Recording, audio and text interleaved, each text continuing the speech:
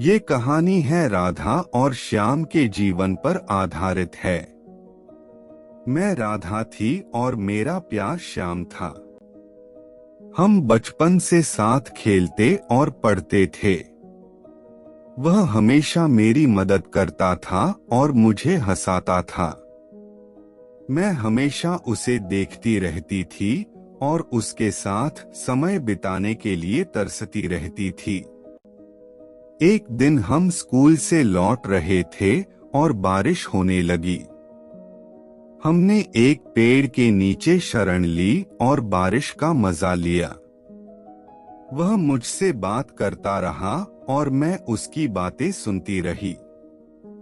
तभी उसने मुझे अपनी गोद में खींचा और मुझे अपनी आगोश में ले गया। मैं उसकी आगोश में समा गई और हम दोनों बारिश में नाचने लगे। बारिश ने हमारे प्यार को नई ऊंचाइयों तक पहुंचा दिया। हमने एक दूसरे की आंखों में देखा और अपने दिल की बातें बिना बोले समझ गए। हम दोनों ने एक दूसरे का हाथ पकड़ा और आगे चलते रहे। उस दिन से हम दोनों के बीच एक अलग सा नाता बन गया था।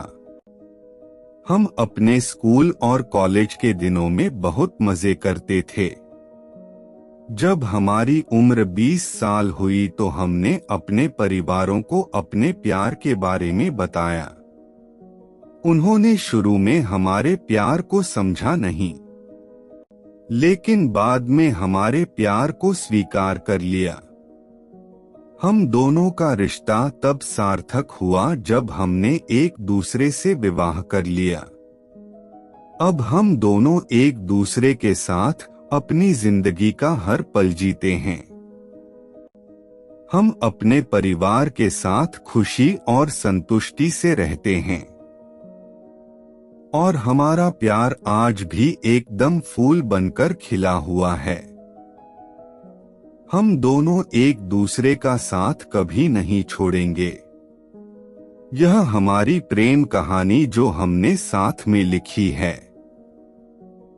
हम दोनों को यह जानकर बड़ी खुशी होती है कि हमने एक दूसरे को पाया है और हमेशा साथ रहते हैं।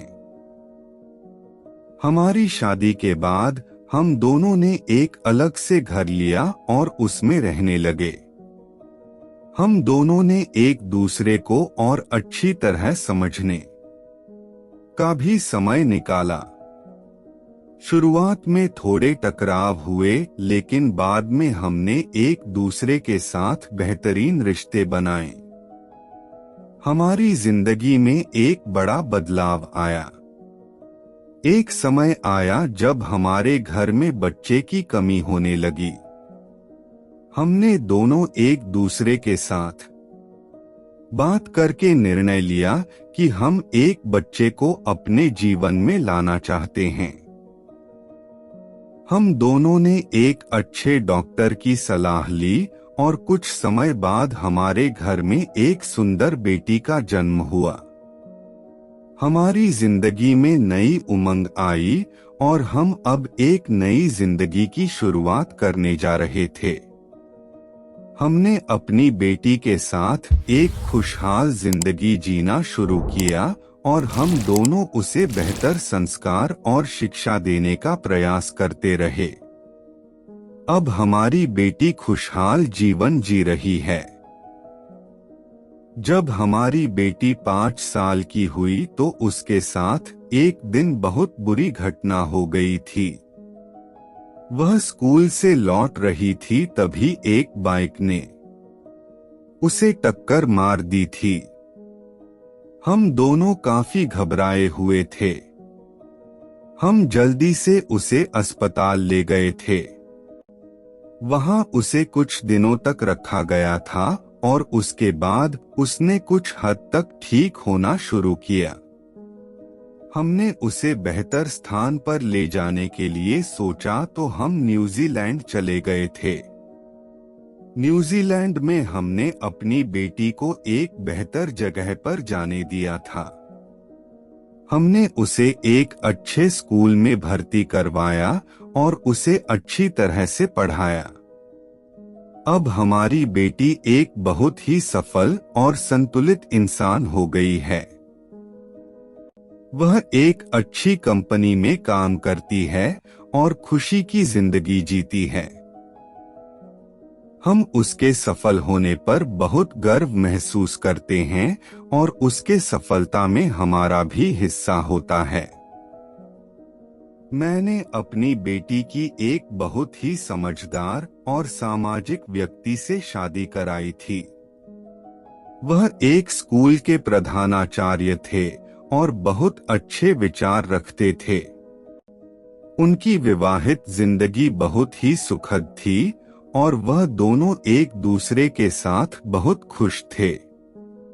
उन्होंने एक दूसरे को समझने में बहुत समय दिया था और उनकी जोड़ी सभी के लिए एक आदर्श थी। वह अपने स्कूल में बहुत प्रतिष्ठित थे और उन्होंने बच्चों को न केवल अच्छी शिक्षा दी बल्कि उन्हें अच्छे व्यक्तित्व विकसित करने में भी मदद की।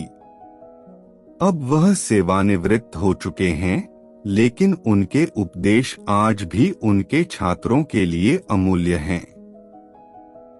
उनके विवाह से मेरी बेटी की जिंदगी में एक नई उड़ान भर गई थी और वह अब खुश हैं क्योंकि उनका साथी एक अच्छे मनुष्य हैं जो उन्हें सभी समस्याओं से निपटने में मदद करते हैं। इस कहानी में मैंने अपने परिवार और घटनाओं के बारे में बताया है जो मेरी जिंदगी में घटे। मेरे जीवन के इन अनुभवों से मैंने बहुत कुछ सीखा है। एक अच्छे माता पिता का साथ हमारी जिंदगी में बहुत महत्वपूर्ण होता है।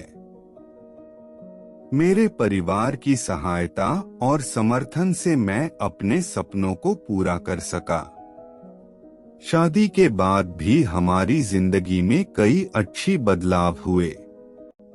हम दोनों साथ साथ खुश हैं और अपने बच्चे को सबसे अच्छी शिक्षा देने का संकल्प ले रखा है। मेरी बेटी के विवाह से उनकी जिंदगी में नई खुशियां आई और वह अपने पति के साथ खुश हैं। इस कहानी से हमें यह सीख मिलती है कि जीवन में हमें कई चुनौतियों का सामना करना पड़ता है, लेकिन हमें इन चुनौतियों से नहीं डरना चाहिए, बल्कि उन्हें स्वीकार करना चाहिए।